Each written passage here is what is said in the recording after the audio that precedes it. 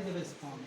ಈ ಕುಟುಂಬದವರ ಜೊತೆಯಲ್ಲಿ ನೀವಿದ್ದು ಮಾಡಿದಂಥ ಎಲ್ಲ ಒಳ್ಳೆಯ ಕಾರ್ಯಗಳಿಗೆ ಸಹಾಯಕ್ಕಾಗಿ ಸ್ತೋತ್ರ ಮಾಡ್ತೇವೆ ಸ್ವಾಮಿ.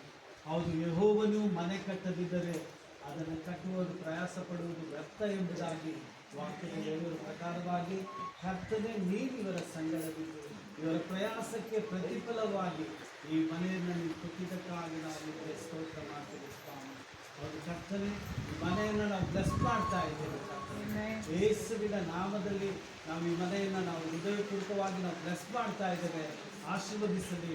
ಇದರಲ್ಲಿ ಕರ್ತನೆ ವಾಸ ಮಾಡುವಂಥ ಪ್ರತಿಯೊಬ್ಬೊಬ್ಬರು ಆರೋಗ್ಯದಾಯಕವಾಗಿ ಸಂತೋಷಕರವಾಗಿ ಸಮಾಧಾನವಾಗಿ ಕರ್ತನೆ ಜೀವಿಸಲಿಕ್ಕಾಗುವಂತೆ ಹಾಗೂ ಕರ್ತನೆ ನಾವು ಸ್ವಾಮಿ ಕರ್ತನ ಹೆಸರಿನಲ್ಲಿ ಈ ಕುಟುಂಬದಲ್ಲಿ ಬರುವಂಥ ಪ್ರತಿಯೊಬ್ಬೊಬ್ಬರಿಗೂ ಕರ್ತನೆ ಆಶೀರ್ವಾದವು ಉಂಟಾಗಲಿ ಎಂಬುದಾಗಿ ಕರ್ತನೆ ವಾಕ್ಯತೆಗೆ ನೀವಿದ್ದು ಸ್ವಾಮಿ ಎಲ್ಲ ಕಾರ್ಯವನ್ನು ಸ್ವಾಮಿ ಆದಿಯಿಂದ ಅಂತ್ಯದವರೆಗೂ ನೀವು ಮಾಡಿಕೊಡಬೇಕಾಗಿ ನಮ್ಮ ರಕ್ಷಕನು ಏನಾಗಿರುವಂಥ ಈ ಸ್ವಾಮಿ ನಾಮದಲ್ಲಿ ಬೇಡಿ ಹೊಂದಿಕೊಂಡಿದ್ದೇನೆ ತಂದೆಯೇ.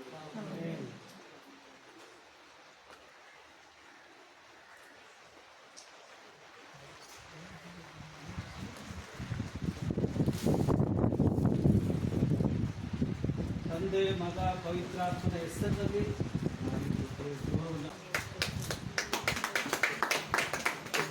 మన ప్రధాన యాజకుడు మనకంటే ముందుగా వెళ్ళెను. మన ప్రధాన యాజకుడు మనకంటే ముందుగా వెళ్ళెను.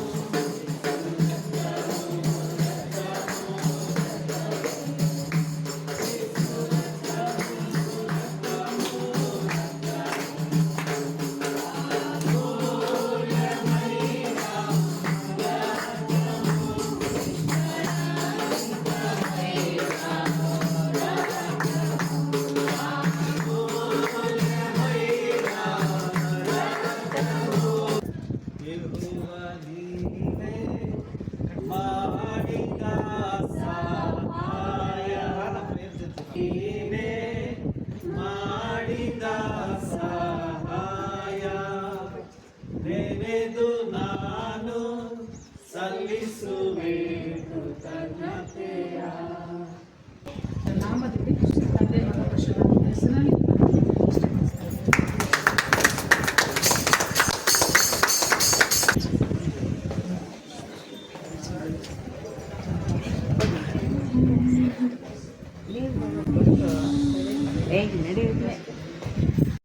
ಕುಟುಂಬದಿಂದ ಪ್ರೇಯರ್ ಮಾಡ್ತಾ ಇದ್ವಿ. ಮನೆ ಎಲ್ಲ ಬಿದ್ದೋಗೋ ಥರ ಇದೆ.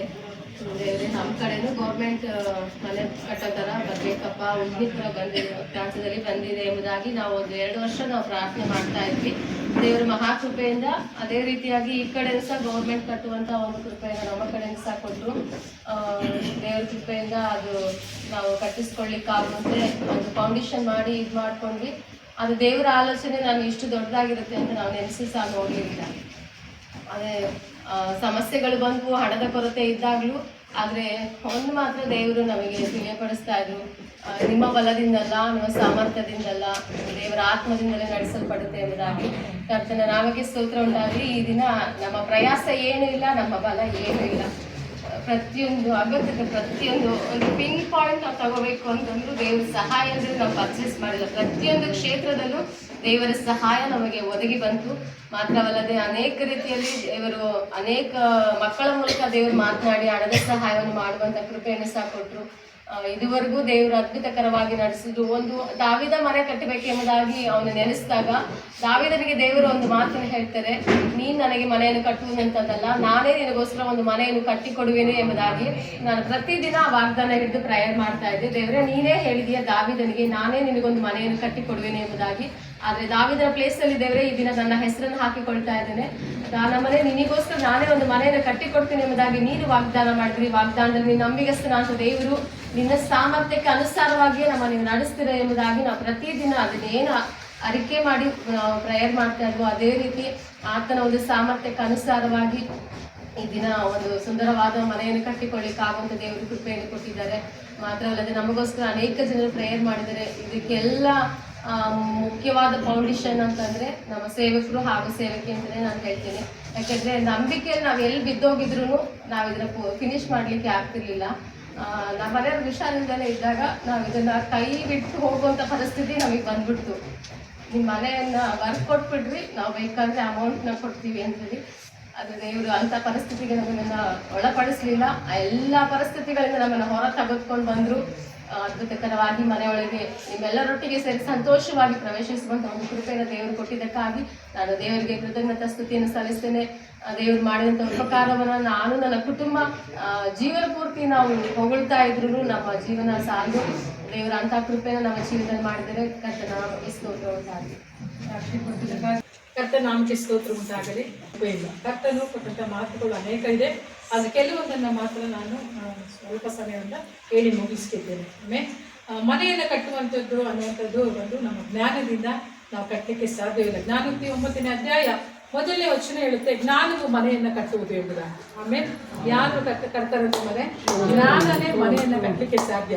ಜ್ಞಾನ ಇಲ್ಲದವರು ಮನೆಯನ್ನು ಕಟ್ಟಲಿಕ್ಕೆ ಸಾಧ್ಯ ಇಲ್ಲ. ಆ ಜ್ಞಾನ ಎಲ್ಲಿಂದ ಬರುತ್ತೆ ಅಂತಂದ್ರೆ ಅದು ಪರಲೋಕದಿಂದಲೇ ಇಳಿದು ಬರುವಂತ ಜ್ಞಾನವಾಗಿದೆ. ಆಮೇಲೆ ಅದಕ್ಕೆ ದೇವರ ವಾಕ್ಯ ಹೇಳುತ್ತೆ, ಕರ್ತನಾದ ಯೇಸು ಕ್ರಿಸ್ತನು ಈ ಲೋಕದಲ್ಲಿ ಬೆಳೆಯುವಾಗ ಆತನು ದೈವ ಜ್ಞಾನದಿಂದ ಬೆಳೆದನು ಎಂಬುದಾಗಿ. ಆಮೇಲೆ ಇವತ್ತು ಮನೆಯನ್ನು ಕಟ್ಟಬೇಕಂದ್ರೆ ದೈವ ಜ್ಞಾನ ಇಲ್ಲದೆ ಹೋದರೆ ನಾವು ಮನೆಯನ್ನು ಕಟ್ಟಲಿಕ್ಕೆ ಸಾಧ್ಯವಿಲ್ಲ. ಅದಕ್ಕೆ ಕೀರ್ತನೆ 127 ಹೇಳುತ್ತೆ, 1ನೇ ವಚನ ಹೇಳುತ್ತೆ, ಯೆಹೋವನ ಮನೆ ಕಟ್ಟದಿದ್ದರೆ ಅದನ್ನು ಕಟ್ಟುವವರು ಕಷ್ಟಪಡುವುದು ವ್ಯರ್ಥ ಎಂಬುದಾಗಿ. ಹಾಗಾದ್ರೆ ಈ ಮನೆಯನ್ನ ಯೆಹೋವನೇ ಕಟ್ಟಿದ್ದಾನೆ. ಆಮೇಲೆ ಇದು ನಮ್ಮ ಸಾಮರ್ಥ್ಯದಿಂದಲ್ಲ, ನಮ್ಮ ಬಲದಿಂದಲ್ಲ, ಆತನ ಸಾಮರ್ಥ್ಯದಿಂದಲೇ ನಾವು ಈ ಮನೆಯನ್ನ ಕಟ್ಟಿದ್ದೇವೆ. ಹಲ್ಲೆಲೂಯಾ. ಈ ಮನೆಯನ್ನು ಕಟ್ಟಲಿಕ್ಕೆ ಈ ಮನೆಗೆ ಬೇಕಾದಂತ ಹಣವನ್ನಾಗಿರ್ಬೋದು, ಇದಕ್ಕೆ ಬೇಕಾದಂತ ಎಲ್ಲ ಅಗತ್ಯತೆಗಳನ್ನ ಸಂಧಿಸುವಂತ ದೇವರು ನಮಗಾಗಿ ಇದ್ದಾನೆ. ಆಮೇಲೆ ನಮಗೆ ಆತನೇ ತಂದೆ ಆಗಿದ್ದಾನೆ. ಆತನಿಲ್ಲದೆ ನಾವು ಏನು ಸಾಧಿಸ್ಲಿಕ್ಕೆ ಸಾಧ್ಯವಿಲ್ಲ.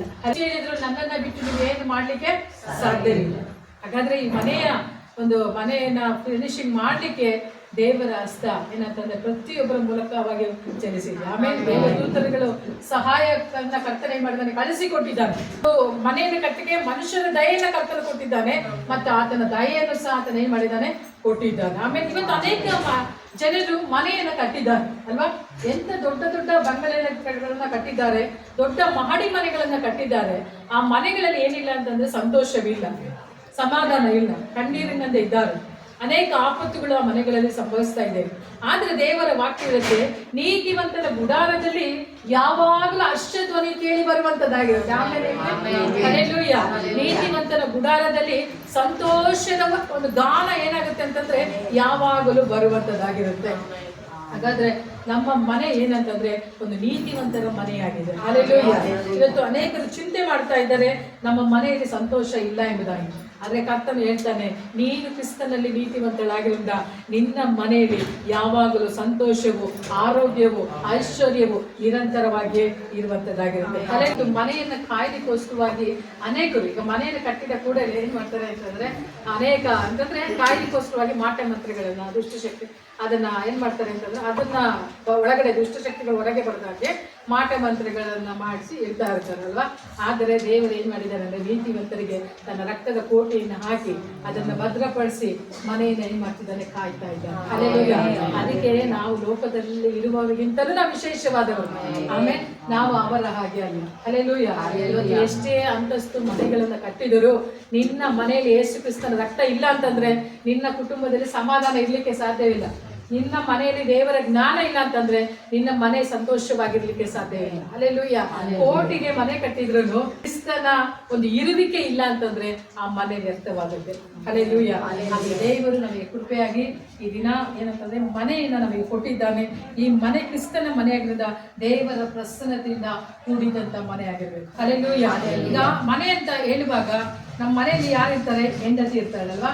ಹೆಂಡತಿ ಯಾರು? ದೇವರು ಕೊಟ್ಟಂತ ಒಂದು ವರವಾಗಿದ್ದಾಳೆ. ಆಮೇಲೆ ಮಕ್ಕಳು ಯಾರು? ದೇವರು ಕೊಟ್ಟಂತ ಆಸ್ತಿ ಆಗಿದ್ದಾರೆ. ಕುಟುಂಬ ಏನಂತಂದ್ರೆ ದೇವರು ಕೊಟ್ಟಂತ ಒಂದು ವರದಾನ ಆಗಿದೆ. ಹಾಗಾದ್ರೆ ಮನೆ ಯಾರು ಕೊಟ್ಟದ್ದು ಅಂತಂದ್ರೆ ಮನೆ ದೇವರು ಕೊಟ್ಟಂತ ಜ್ಞಾನವಾಗಿದೆ. ಆಮೇಲೆ ಈ ಮನೆ ಹೇಗೆ ಕಟ್ಟಿದ್ರಿ ಅಂತಂದ್ರೆ ಪ್ಲಾನ್ ಏನಂತಂದ್ರೆ ಯಾವಾಗ್ಲೂ ಮನೆ ಹೇಗೆ ಕಟ್ಟಿದ್ರಿ ಅಂತಂದ್ರೆ ಹೇಳ್ಬೇಕು, ಇದು ದೇವರು ಕೊಟ್ಟಂತ ಜ್ಞಾನ.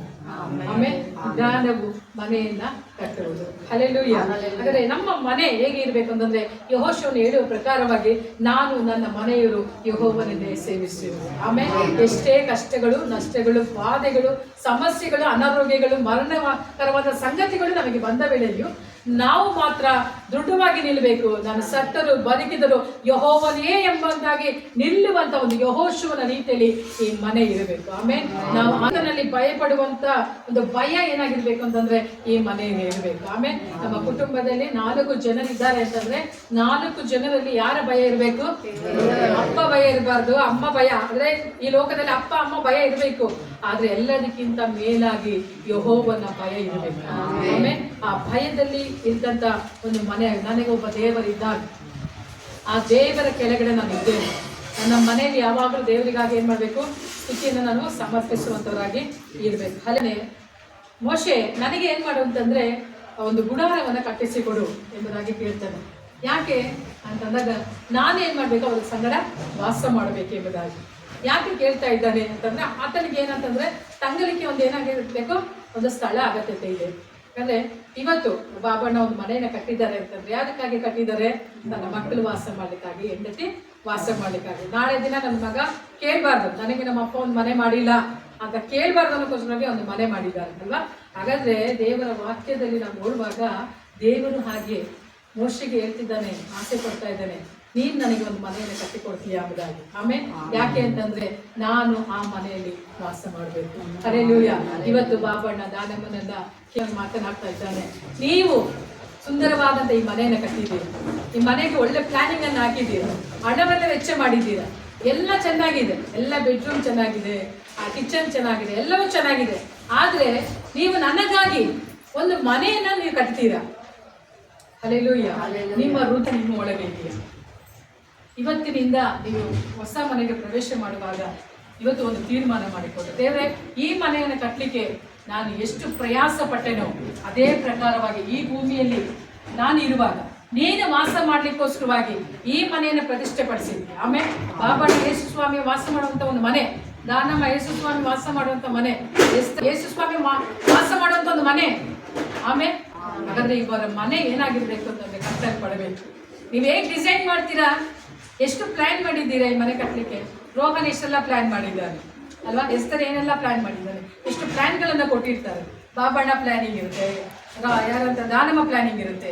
ಹಾಗೆಯೇ ದೇವರ ಒಂದು ಮನೆಯನ್ನು ಕಟ್ಟಲಿಕ್ಕೋಸ್ಕರವಾಗಿ ಈ ಲೋಕದಲ್ಲಿ ಈ ಶರೀರ ಎನ್ನುವಂಥದ್ದು ದೇವರಿಗೆ ಮೀಸಲಾದಂಥ ಒಂದು ಮನೆ ಆಗಿದೆ.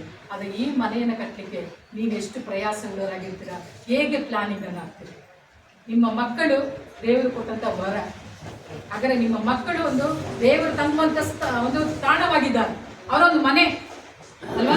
ದೇವರ ಒಳಗೆ ವಾಸ ಮಾಡ್ಬೇಕಂತಂದ್ರೆ ನೀವೊಂದು ಬುನಾದಿ ಆಗಿರ್ಬೇಕು. ಏನೆಲ್ಲ ಪ್ಲಾನ್ ಹಾಕ್ಬೇಕಾಗಿದೆ, ದೇವರೊಳ್ಳೆ ಅವ್ರು ಬೆಳಿಬೇಕಂತಂದ್ರೆ ಅವರಿಗೆ ಏನೆಲ್ಲ ಪ್ಲಾನ್ ಹಾಕ್ಬೇಕಾಗಿದೆಯೋ ಅದನ್ನು ಈ ದಿನದಿಂದಲೇ ಆರಂಭಿಸಿ. ಆಮೇಲೆ ಇವತ್ತು ದೇವರು ಎಲ್ಲ ಕೊಟ್ಟಿದ್ದಾರೆ. ಇದು ಶಾಶ್ವತ ಅಲ್ಲ, ಇದು ಖಂಡಿತ ದೇವರು ಕೊಟ್ಟಂಥದ್ದೇ. ದೇವರು ಈ ಲೋಕದಲ್ಲಿ ಇರುವಾಗ ನನ್ನನ್ನು ಆಶೀರ್ವಾದ ಮಾಡಿದ್ದಾನೆ. ಇದು ಹೇಗೆ ಮುಖ್ಯವಾಗಿದೆಯೋ ಇದಕ್ಕೆ ಬೇಕಾದಂಥ ಜ್ಞಾನವನ್ನು ಕೊಟ್ಟು, ಐಶ್ವರ್ಯವನ್ನು ಕೊಟ್ಟು, ಹಣ ಕೊಟ್ಟು, ಹೇಗೆ ಆರೋಗ್ಯ ಕೊಟ್ಟು ದೇವರು ನಡೆಸಿದ್ದಾನೋ ಇದೆಷ್ಟು ಮುಖ್ಯನೋ ಹಾಗೆಯೇ ಈ ಲೋಕದಲ್ಲಿ ಇರುವಾಗ ದೇವರಿಗಾಗಿ ಇರುವಂಥ ಈ ಶರೀರವನ್ನು ಅಷ್ಟೇ ಮುಖ್ಯವಾಗಿದೆ. ಆಮೇಲೆ ಕೆಲಸದಿಂದ ಓಡ್ ಬರ್ತಿರಲ್ಲ, ಇಲ್ಲಿ ಬಂದು ವರ್ಕ್ ಮಾಡಿದಿರಲ್ಲ, ಅದೆಲ್ಲ ನೆನಪು ಮಾಡಿಕೊಳ್ಳಿ. ನನ್ನ ಒಂದು ಶಾರೀರಿಕವಾದಂಥ ಮನೆಯನ್ನು ಕಟ್ಟಲಿಕ್ಕೆ ನಾನು ಅಷ್ಟು ಪ್ರಯಾಸ ಪಟ್ಟಿದ್ದೇನೆ ಅಂದರೆ ನನ್ನ ಆತ್ಮಿಕವಾದ ಮನೆಯನ್ನು ಕಟ್ಟಲಿಕ್ಕೆ ನಾನು ಇನ್ನೂ ಪ್ರಯಾಸ ಉಳ್ಳವಳಾಗಿರ್ಬೇಕೆಂಬುದಾಗಿ ಓಡಿ ನೀವು ಬರುವಾಗ ಕರ್ತನಾದ ದೇವರು ಇದಕ್ಕಿಂತಲೂ ಅಧಿಕವಾದಂಥ ಆಶೀರ್ವಾದಗಳನ್ನ, ಇದಕ್ಕಿಂತಲೂ ಅಧಿಕವಾದಂಥ ಮನೆಗಳನ್ನ ಕರ್ತ ನಿಮಗೆ ಸ್ವಂತವಾಗಿ ಕೊಡ್ಲಿಕ್ಕಿಲ್ಲ. ಆಮೇಲೆ ಇದು ಅಪ್ಪನಿಂದ ಬಂದಂಥ ಆಸ್ತಿ, ಆದ್ರೆ ನಿಮ್ಮ ಪರಲೋಕದ ತಂದೆಯೊಬ್ಬ ಇದ್ದಾನೆ, ಆತ ನಿಮಗೆ ಉನ್ನತವಾದಂಥ ಆಸ್ತಿಯನ್ನ ಆತ ನಿಮಗೆ ಕೊಡುವಂತವಾಗಿದ್ದಾನೆ. ಹಲ್ಲೆಲೂಯಾ. ಮುಖ್ಯವಾದದ್ದು ಒಂದೇ, ದೇವರಲ್ಲಿ ನೀವು ಬೆಳೆಯುವಂತರಾಗಿ ಇರಬೇಕು. ಹಲ್ಲೆಲೂಯಾ. ಅದಕ್ಕೆ ದೇವರ ವಾಕ್ಯ ಇರುತ್ತೆ, ಜ್ಞಾನವು ಮನೆಯನ್ನು ಕಟ್ಟುವುದು ಎಂಬುದಾಗಿ. ನಿಮ್ಮ ಮನೆಯನ್ನ ಯೇಸು ಕ್ರಿಸ್ತನ ರಕ್ತದಲ್ಲಿ ನೀವು ಮರೆ ಮಾಡುವಂಥವರಾಗಿರಿ. ಪ್ರತಿ ದಿನವೂ ನಿಮ್ಮ ಮನೆಯನ್ನು ಮರೆ ಮಾಡಿಕೊಂಡು ನೀವು ಪ್ರಾರ್ಥಿಸುವಂಥವರಾಗಿರಿ. ಹಾಗೆ ದೇವರಾತ್ಮನು ನೆಲೆಗೊಂಡಿರುವಂಥ ಒಂದು ಮನೆಯಾಗಿರಬೇಕು. ಯಾವಾಗಲೂ ಪರಿಶುದ್ಧಾತ್ಮನ ಒಂದು ಅಗ್ನಿ ಏನಾಗಿರ್ಬೇಕು ಅಂದರೆ ನಿಮ್ಮ ಒಳಗೆ ಹತ್ತಿ ಉರಿತಲೇ ಇರಬೇಕು. ಹಲ್ಲೆಲೂಯಾ. ಅದು ಹತ್ತಿ ಉರಿಬೇಕು, ಅದು ಆರಿ ಹೋಗ್ಬಾರ್ದು ಅಲ್ವಾ? ಈಗ ಏನಂತಂದ್ರೆ ಈ ಮನೆ ಅರ್ಧದಲ್ಲಿ ನಿಂತೋಗಿದ್ರೆ ಅವಮಾನ ಅಲ್ವಾ? ಹಾಗೆಯೇ ದೇವರು ಕಟ್ಟಿದಂಥ ಈ ಮನೆ ಅರ್ಧದಲ್ಲಿ ನಿಂತೋದ್ರೆ ಅವಮಾನ. ಆಮೇಲೆ ಈ ಸ್ಪಿರಿಚುವಲ್ ಲೈಫ್ ಅರ್ಧದಲ್ಲಿ ನಿಂತೋಗ್ಬಾರ್ದು. ಇದೇನಾಗಿರ್ಬೇಕು ಅಂತಂದ್ರೆ ದಿನದಿಂದ ದಿನಕ್ಕೆ ಅದು ಅಭಿವೃದ್ಧಿ ಆಗ್ತಲೇ ಇರಬೇಕು. ಹಲ್ಲೆಲೂಯಾ. ಈ ಮನೆ ಕಟ್ಟಲಿಕ್ಕೆ ಎಷ್ಟು ವರ್ಷ ಆಯ್ತು? 3 ವರ್ಷ ಆಯ್ತಲ್ಲ. 3 ವರ್ಷ ಹಿಡೀತು.